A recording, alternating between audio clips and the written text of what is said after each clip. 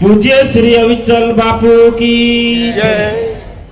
संत श्रोमणी रविदास जी महाराज की जय। सदगुरु श्री कबीर साहेब की जय। ध्यान मूलम गुरु मूर्ति पूजा मूलम गुरु पदम मंत्र मूलम गुरुर्वाक्यम मोक्ष मूलम गुरु कृपा मोक्ष मूलम गुरु कृपा। गुरु को कीजय बंदगी कोटि कोटि प्रणाम। कीट न जाने भृंगी को तो गुरु कर ले आप समान। कीट न जाने भृंगी को तो गुरु कर ले आप समान।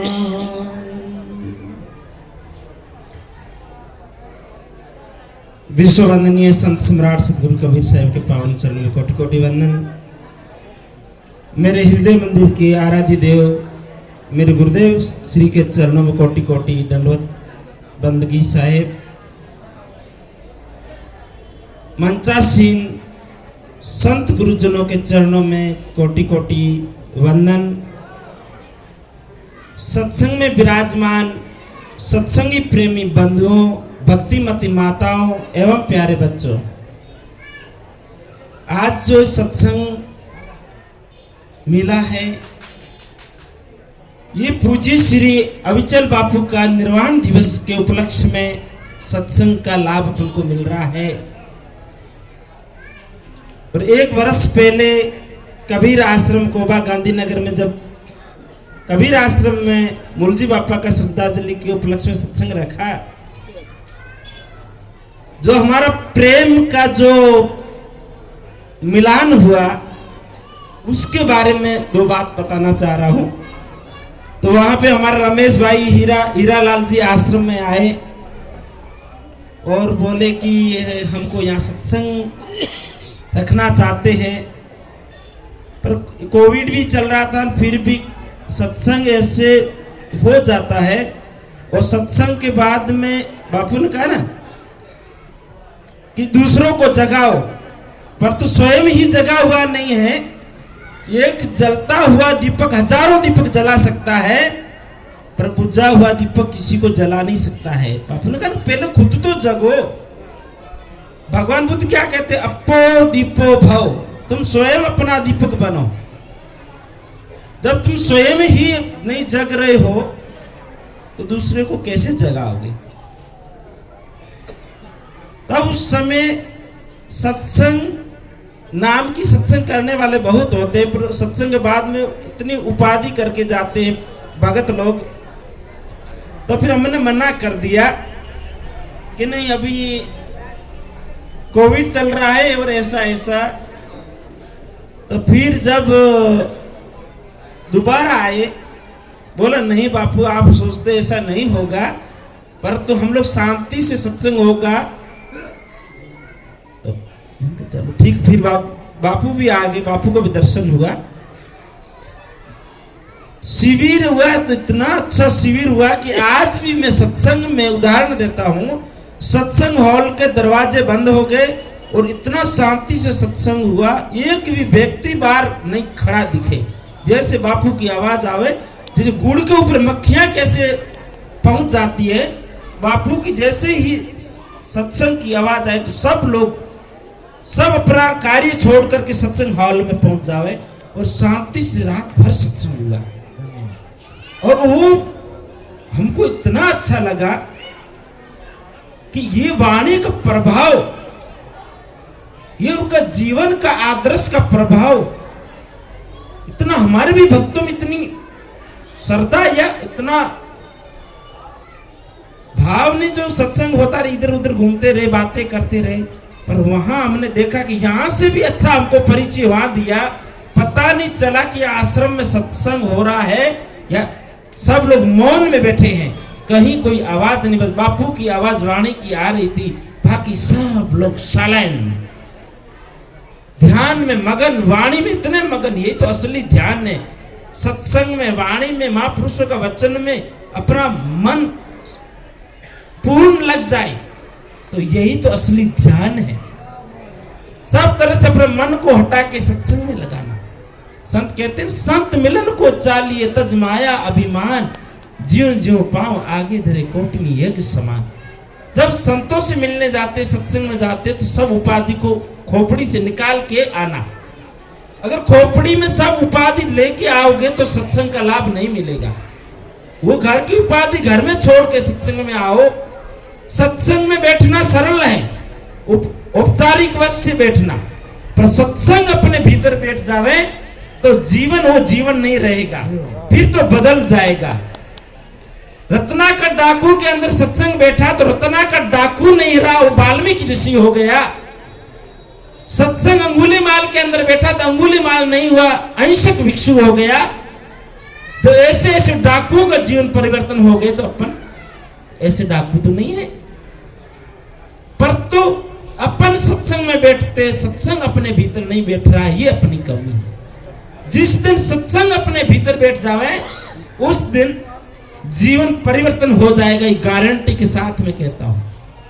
ये महापुरुषों का उदाहरण आपको दिया है, इसलिए ऐसे महापुरुषों का ये जीवित समाधि है। बड़े बापू श्री अविचल बापू की आज उनके निर्वाण दिवस में, और ये हम सदगुरु कबीर साहब ने कहा ना कि पोथी पढ़ पढ़ जग मुआ, पंडित भया ने कोई, ढाई अक्षर प्रेम का पढ़े सो पंडित होए। तो ये जो बापू का जो प्रेम है, इस प्रेम ने ही खींच करके यहां तक, वही प्रेम का डोर ऐसी होती है जो व्यक्ति को, हम बापू से बस समय समय में बातचीत किए बिना रहा नहीं जाता है। फिर मैं रमेश भाई को फोन करता हूँ, हीरालाल जी को फोन करता हूँ, खबर लेता रहता हूँ बापू की। बापू से हमारा घनिष्ठता ऐसी हो गई है, या तो गुरुदेव से है या फिर बलदेव दास बापू से है। आज उनका प्रेम ही हमको यहाँ तक लेके आया है। इसलिए गुरु वसे बनारसी शिष्य समुद्र तीर, बिसराए बिसरे नहीं जो गुण भये शरीर। समुद्र के आर पार हो, अगर उसके प्रति प्रेम है, श्रद्धा है, तो व्यक्ति कहीं से कहीं भी पहुंच जाता है। और श्रद्धा नहीं होती है, भाव नहीं होता है, तो पास में बैठा हुआ भी दर्शन नहीं कर सकता है।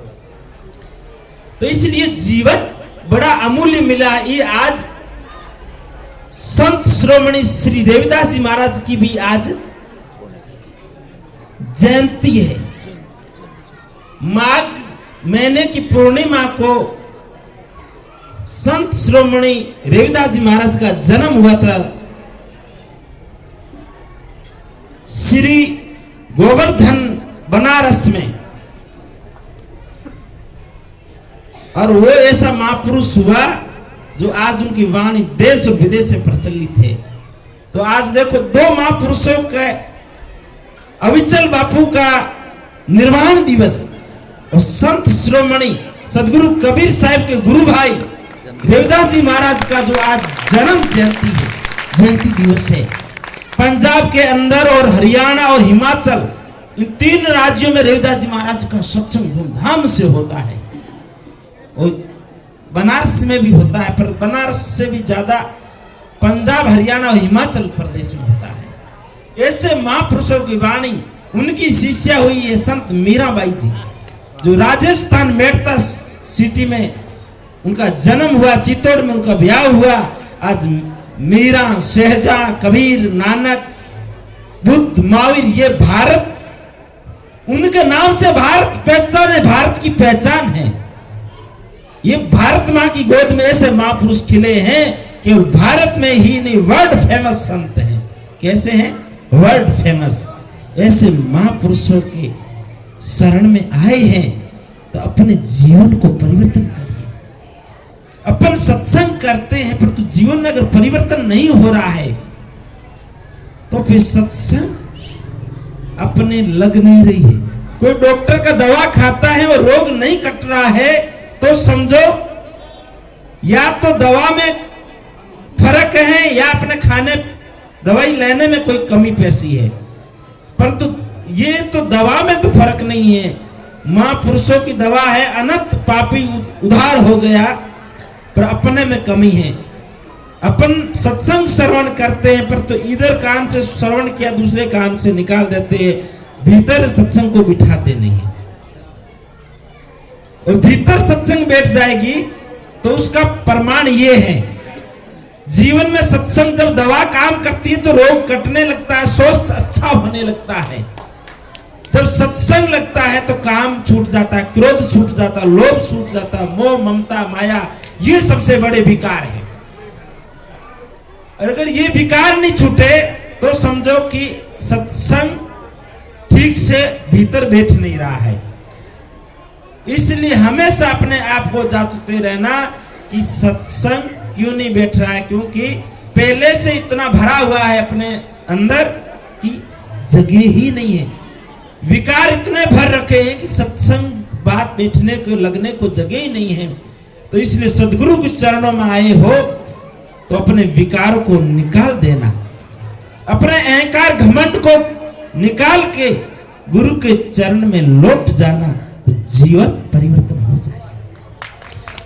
व्यक्ति क्या करता है, अपने आप को चढ़ा नहीं सकता है गुरु के चरणों में, तो खोपड़ा ले जाता है। खोपड़ा, नारियल को खोपड़ा भी कहते हैं ना, खोपड़ा ले जाते, खोपड़ी जैसा है गोल मटोल, खोपड़ी में भी बाल हैं तो उस खोपड़ा के ऊपर भी बाल होता है।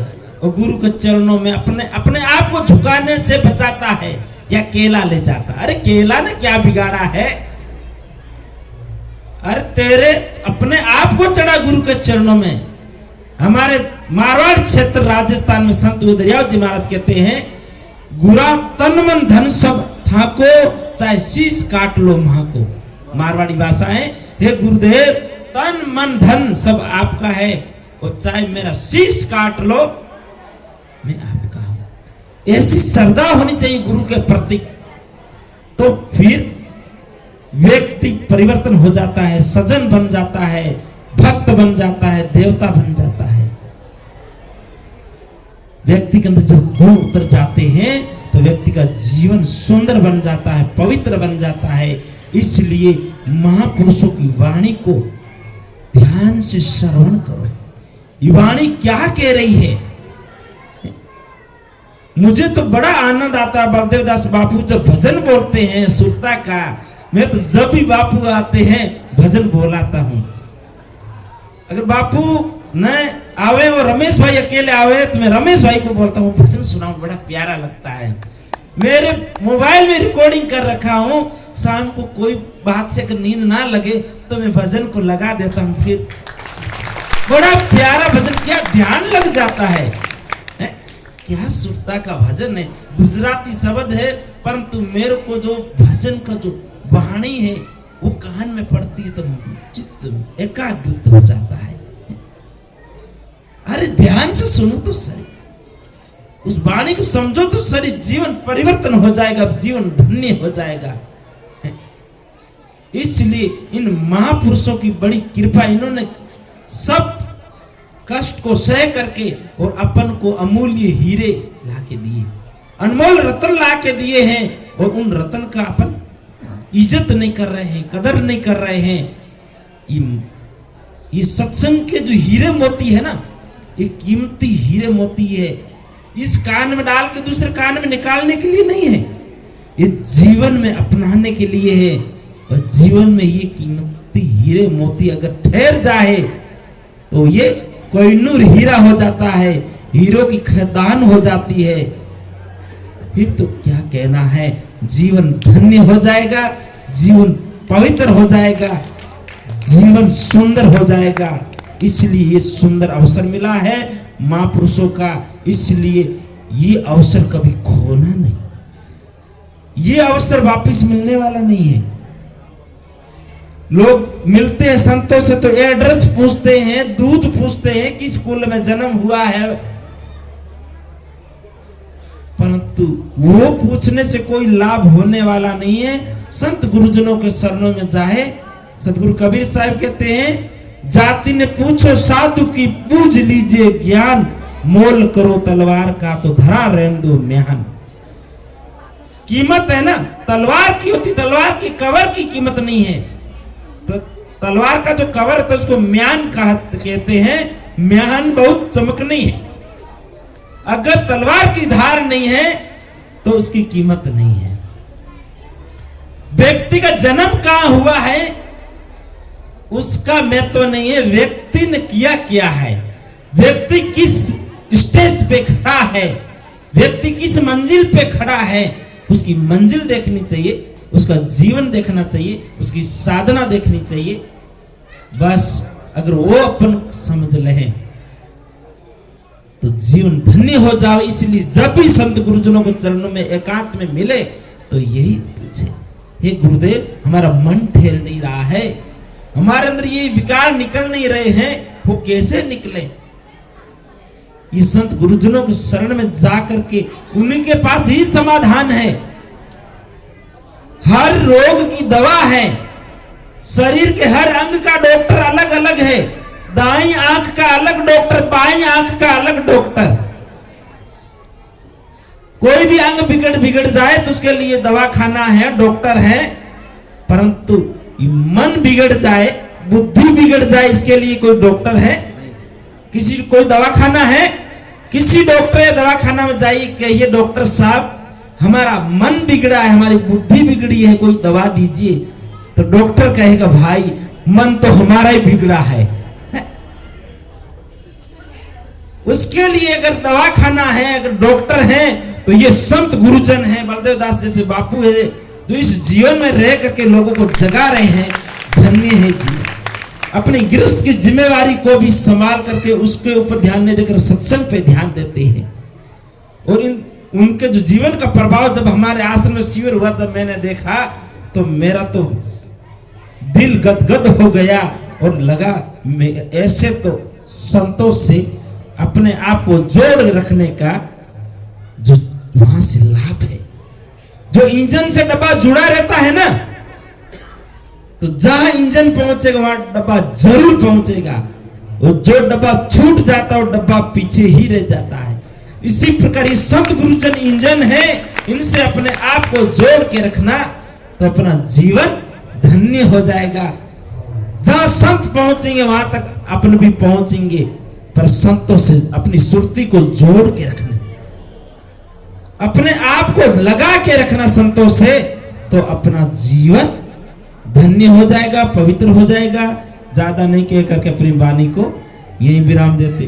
बोलो सदगुरुदेव की